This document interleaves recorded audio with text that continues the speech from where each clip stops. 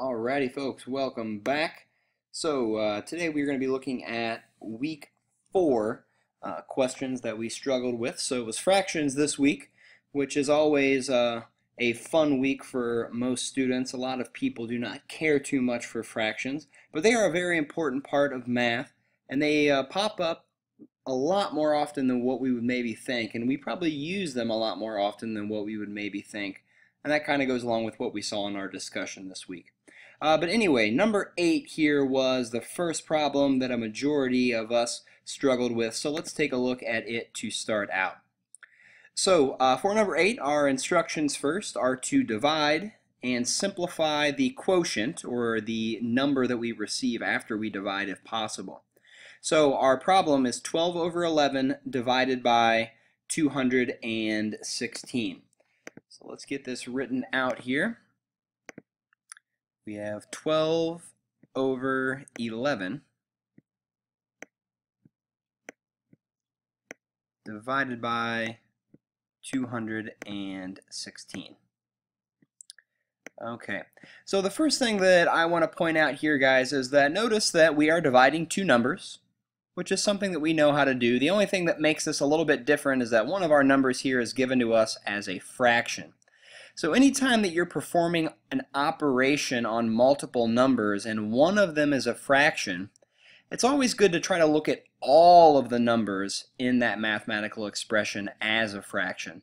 So let's do that first. Let's change this 216 to a fraction, and we can do that by simply putting 216 over 1. Because anything divided by 1 is just itself, and it is helpful in cases just like this to look at this whole number as a fraction. So we have 12 over 11 divided by 216 over 1. So why this probably helps us a little bit is one of the unique rules of division that we need to keep in mind, and that is that if you are dividing any number by a fraction, that is the same thing as multiplying by that fraction's reciprocal.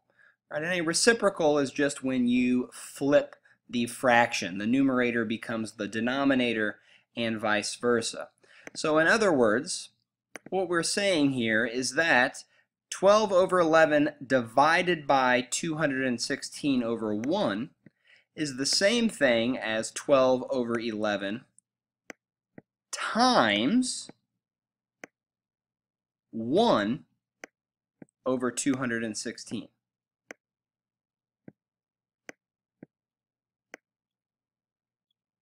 Okay, so dividing by a fraction is the same as multiplying by that fraction's reciprocal. So we're taking 12 over 11 and dividing by 216 over 1, which is the same as multiplying by 1 over 216. Alright, so dividing by a fraction is the same as multiplying by a reciprocal. And I should have been putting in my equal signs here, because as we work vertically here and simplify, everything that we see in the next line is equivalent to the line before it. So 12 over 11 divided by 216 is equivalent to 12 over 11 divided by 216 over 1, which is in turn equivalent to 12 over 11 times 1 over 216. So now, we're ready to perform this multiplication down here. Multiplying by fractions, I think, is best remembered as when you multiply two fractions, we multiply straight across. So we're going to take our numerator times our numerator, and we are going to take our denominator times our denominator. So when we multiply fractions, we multiply straight across. So let's see what we get here. Numerator times numerator, 12 times 1. That's simple enough. Anything times 1 is just going to be itself, so that is 12. Divided by denominator times denominator, 11 times 216. Let's use the aid of a calculator here. 11 times 216. And that is 2,376. 2,376. Okay, so now, when we multiply these two fractions, this is the answer that we get. However, our instructions did ask us to simplify if possible. So we need to see if we can simplify this fraction. In other words, if we can reduce it.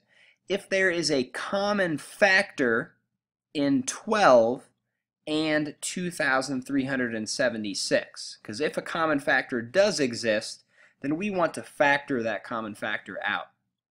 Now, since both of these numbers are even, we do know that we could factor a 2 out of both of them, but we should always try to factor out the GCF, or the greatest common factor. That way we'll be as efficient as we can and we'll save as much time as we can. So I'm curious if maybe 2,376 happens to be a multiple of 12. In other words, maybe 2,376 has a factor of 12 in it. Let's use our calculator to find out. Let's take 2,376 and see if we can divide it into 12 equal pieces, into 12 whole pieces as well. So divided by 12, we get 198. So yes, it is. All right. What we just showed there is that 198 times 12 is 2,376. Let's write that out here. All right, our denominator down here, 2,376, is 12 times 198. All right, we just showed that on our calculator. And our numerator up here still has a 12. So notice that our numerators and denominators share a common factor. We can now cancel that factor out. And a good way of thinking about why can we cancel this out? Well, 12 divided by 12 is just 1. Right? All we're left with is a 1 here in our numerator, where this 12 once was, and a 1 here in our denominator, where this 12 once was, because 12 divided by 12 is 1, and 1 divided by 1 is 1. Okay? So now what we have to do is simplify this here fraction, and we'll have our final answer. So our final answer then is, we have a 1 in our numerator,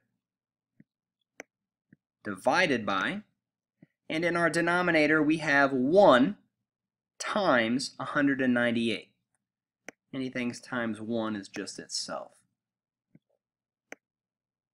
So we should get a final answer of 1 over 198. Okay, so let's move on to our next one here. And this was problem number 9 we also struggled with. In problem number 9, our instructions are to perform the operation and simplify our result if possible. All right, so in the end, we're going to have a very, very similar problem to what we had last time. So first off, it says perform the operation. Notice that we don't see any operations between these two numbers. That should automatically tell us that the operation then is going to be multiplication, right? If you don't see an operation between the two numbers, you automatically assume that we are multiplying. So we're multiplying these two fractions, and our fractions are negative 7/65 times negative 52/21. All right, so kind of some messy fractions, but we can still do math with messy fractions. So let's write this down, 7 over 65, 52 over 21.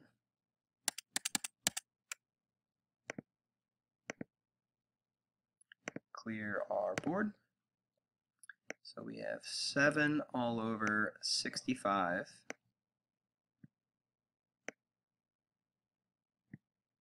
Let's not mess this up. It is 52 over 21.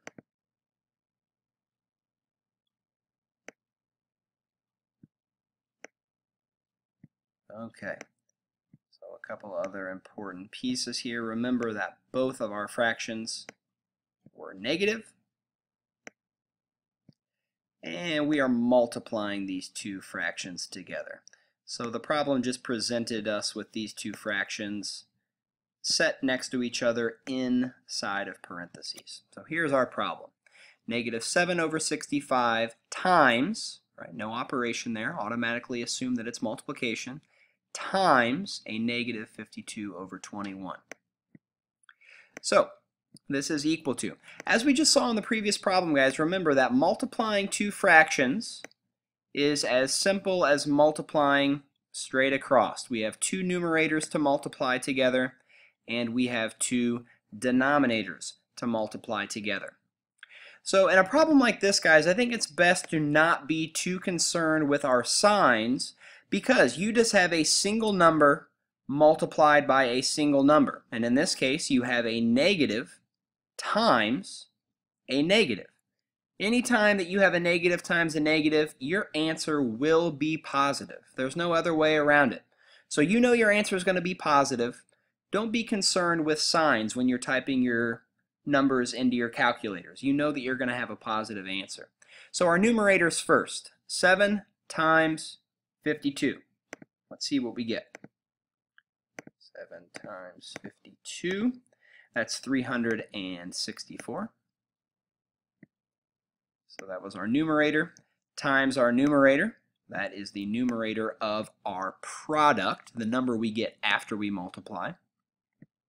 And this is going to be all over our denominator times our denominator. 65 times 21. 65 times 21. And that's 1,365. 1,365. So now, it says that we need to reduce this fraction if possible. All right, so we need to try to reduce this fraction if we can. So let's go ahead and see if we maybe have a common factor that exists between these two numbers that we have in our fraction, 364, 1,365. So first of all, notice that this top number is even, while this bottom number is odd. So we do know that the number 2 is not going to be a factor of both of these numbers, since this guy down here is odd. All right, so we could try some other numbers as well. All right, I know that 3 is not going to be a factor of this number, because all of these numbers, when you add them together, would have to give you a sum that's also a factor of 3, so that wouldn't work. 5, nope, that's not going to work, because this one is divisible by 5, while this one's not. Let's see here. It seems like it may not be.